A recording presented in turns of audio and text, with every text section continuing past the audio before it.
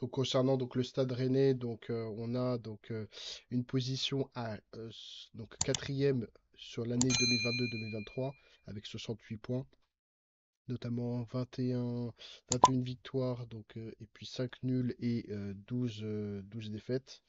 Donc plutôt une bonne position sur cette année. Ensuite, ben, décrochage hein, sur cette année 2023-2024 avec 46 points, donc 12 victoires, 10 nuls et 12 défaites. On verra bon, potentiellement les réponses tout de suite. On a donc 264 millions en valeur marchande, hein, au-dessus de la valeur des autres, évidemment des autres clubs à part Paris. Euh, Bon, peut-être qu'il doit y avoir Monaco, hein, les autres, mais globalement, ils sont au-dessus en termes de valeur marchande. Une taille d'effectif un peu plus réduite, 24 joueurs, un âge moyen jeune, 24,5, on a pu le voir. Et puis, donc, sur la partie donc, strictement comptable, une bonne situation avec 62,10 millions. Alors, les années d'avant, hein, ils étaient dans une plus mauvaise situation, mais là, c'est bon d'un point de vue comptable. Mais ça a été lié notamment à des ventes de joueurs cadres, notamment Doku et Majeur.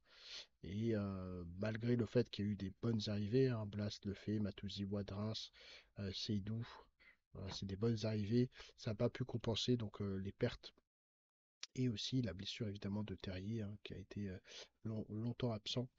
Donc c'est dans un cadre où justement quatrième, on a des compétitions européennes à jouer.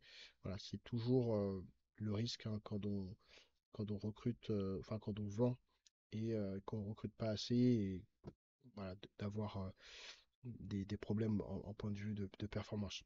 Donc sur la tendance au niveau du classement, donc on est sur une tendance baissière. On a très clairement entre 14e, la plus mauvaise situation, probablement, oui, ça devait être 14e, et 6e, la meilleure situation. Donc on a oscillé entre cette partie-là, même si ça reste tout de même entre guillemets, de bonne facture.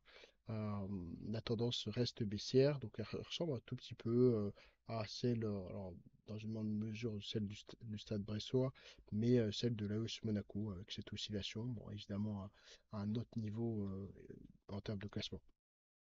Sur la partie donc graphique en étoile, donc sur les données que nous on a calculées, on a quand même une équipe et un entraîneur qui est au-dessus de la moyenne.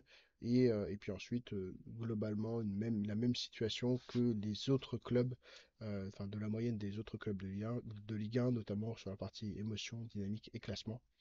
Donc c'est une équipe qui a vraiment beaucoup de potentiel, qui est en train de probablement, alors elle a été construite probablement déjà, mais qui va dévoiler pleinement son potentiel, notamment l'année prochaine. Enfin voilà, ça va être une équipe évidemment à suivre pour la suite.